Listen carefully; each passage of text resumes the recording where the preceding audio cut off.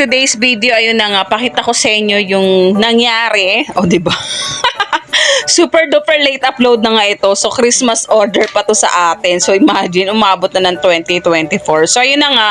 So, hindi talaga lahat ng pagkakataon lagi tayong perfect. O, diba? Siyempre, pinagdadaanan natin lahat yan na baker. So, sa una nga ng video, diba, nakita niyo yung clip. Yung tipong okay na yung paggaganash mo. Kasi ginamit ko doon, white chocolate. At ang cake base natin dito is cheesecake. So, ito kasi, paborito kasi ito ni Sisi nung aking Sisi na soon to be kumare, o diba? May mga ganyan ba kayo, mga kakapwa kong ka-baker? Yung mga tipong, nyo lang, kliyente nyo lang, tas magiging soon to be kumare nyo na, diba? Kasi kayo na yung ng monthly milestone ng baby nila.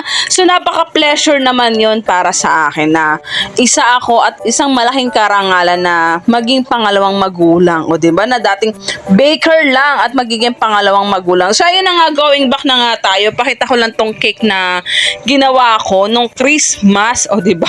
Ngayon lang na-upload at ngayon lang talaga nagkaroon ng oras na mag-edit-edit kasi wala tayong medyo pa-order this time. Kaya talaga makapag-edit tayo, o diba? So, yun na nga, yung ginamit ko nga din is cheesecake ang ating base at saka white chocolate nga yung ating ginamit na ganache. So, ito na nga yung part na yon kung bakit tayo nag-failed. Actually, okay naman, okay kasi water ganache naman yung aking white chocolate. Pero, ewan ko, bakit nung time nung ni-scrape ko na siya sa mga, I think naka second or third, na ako dun ng paggaganache. Yung bang, tawag dun? Layering pagko-cover kasi yung first coat, second coat, third coat, pang third coat na nga yata yun then yung last parang nagpuro na ako ng white ganache na ng white chocolate na talagang yung pinaka so diba yung nakita nyo naman kung ilang beses na ako nagbubuhos ng white chocolate dito, diba? Then ini-scrape nga lang natin siya para mag-set siya, pero nagkakataon at nangyayari talaga yung mga ganitong tagpo. Pero ako naman, dahil sabi ko anong time na, Diyos ko, eto yung mga kasagsagan na marami tayong pa-order. Sorry naman, super waiting nga dito si Sisi, siya yung pinaka kasi hindi naman, talagang pagpulpondan, talagang gugugol talaga ng time. Tsaka ayaw naman nating as baker na magbigay ng basta-basta lang na cake na tapos na. Gusto dapat, yun talaga, time lang talaga. Syempre kaya rin nag-antay sila. So, ito na, pakita ko na ngayong moment na kung bakit nasira yung ating ganache. So, diba, kita nyo, siguro medyo hindi pa ganun yung, natin, yung cake, kasi nga, cheesecake siya. Syempre, iba pa rin talaga pag choco moist. Ito yung mga struggle kapag ka-cheesecake. Pero okay lang, kasi ilang beses ko na rin naman ginagawa to sa cheesecake. Pero syempre, magagawan pa rin natin yan ng paraan. So, ito na nga, ito yung pinakapurong white chocolate na natin sa last niya, final coating niya.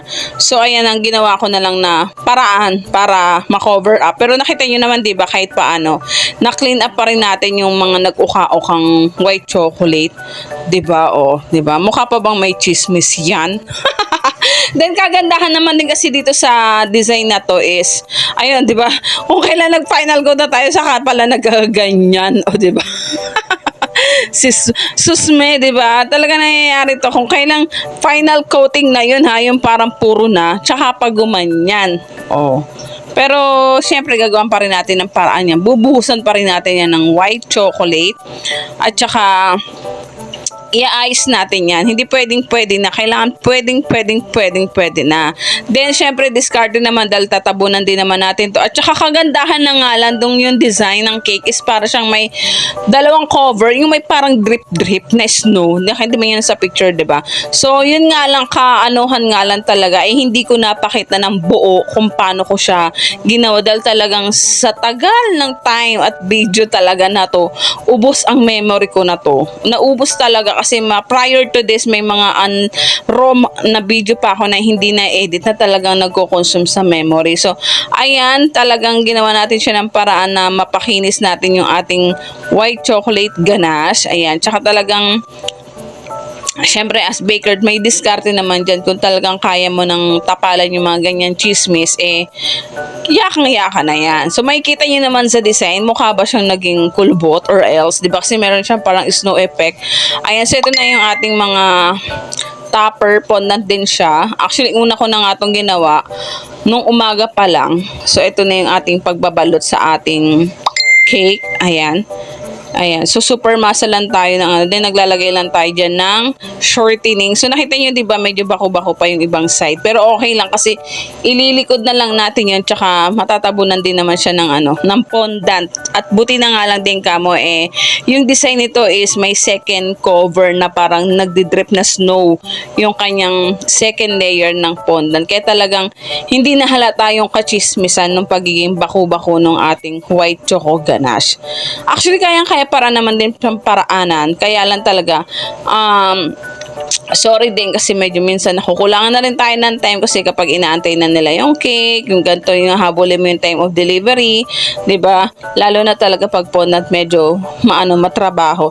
At saka talagang ako lang din kasing mag-isa. Hindi ko naman yung sinisisi na ako lang actually call ko naman kung gusto kong kumuha ng assistant pero hindi pa siguro ngayon hangga't alam kong kaya ko pa talaga na ako na lang muna kasi syempre may tendency na may iba na yung gawa mo o may tendency na pagka may assistant ka na, may tendency maiba. Pero syempre darating din tayo sa point na magkakaroon din tayo or kukuha din tayo ng assistant natin, di ba? Yung mga simpleng pagbibake lang ng cake, di ba?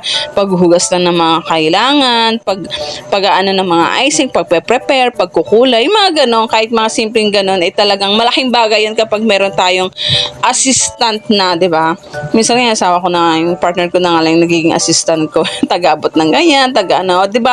Nakita niyo naman ako na bera na natin siya, medyo hindi naman na siya halita na kumulubot kasi papatungan pa natin siya ng puti na parang snow effect or drip effect niya. Pero syempre, ginamitan pa rin natin siya ng nung fondant, yung pampakinis. Yun, fondant, ang tawag doon, basta yun na yun. Wala tayo sa hulog. So, kaya na nga, diba, magic tapos na. So, nakita niyo naman yung ating final look. Sa tingin nyo, nahalata ba, guys? Kasi yan yung sinasabi ko, yung white effect na yun. Yung nakatulong din yun, tsaka yung mga design sa gilid na para matabunan yung bako-bakong chismis ng fondant bago natin siya kinoberan. So, ito lang yung ating final look. O, diba? So, talaga nangyayari yan. O, diba? Puro o, diba na lang. So, ayan, maraming salamat. So, ito nga yung mga time na pagod na tayong mag-bake, diba? Makita nyo naman, kahit pagod tayo, na-entertain pa rin tayo ng ating mga Junakis. Flex ko lang yung anak ko na super sayo sa likod ko, diba? So, kahit pagod tayo, basta laban lang tayo, diba? Dahil para sa mga anak natin, sa pangarap natin, walang sukuan. Hanggat hindi tayo yumayaman at alipin tayo ng salapi, go, go, go, sa go. So, ito na, maraming salamat kay Sisi Gian, kay Sis Ruby, Gian tuloy. Sisi Ruby, thank you so much for trusting sa laging mga challenges na mga cake na pinapagawa mo sa akin. 2 months to go, gagraduate na sa Baby Gian sa kanyang monthly milestone. Yung ibang cake, hindi ko pa rin na-edit. Ayan. So, maraming salamat. And, thank you po sa lahat ng sumusuporta sa cakes ni Lay at iba pa. God bless everyone. Bye-bye!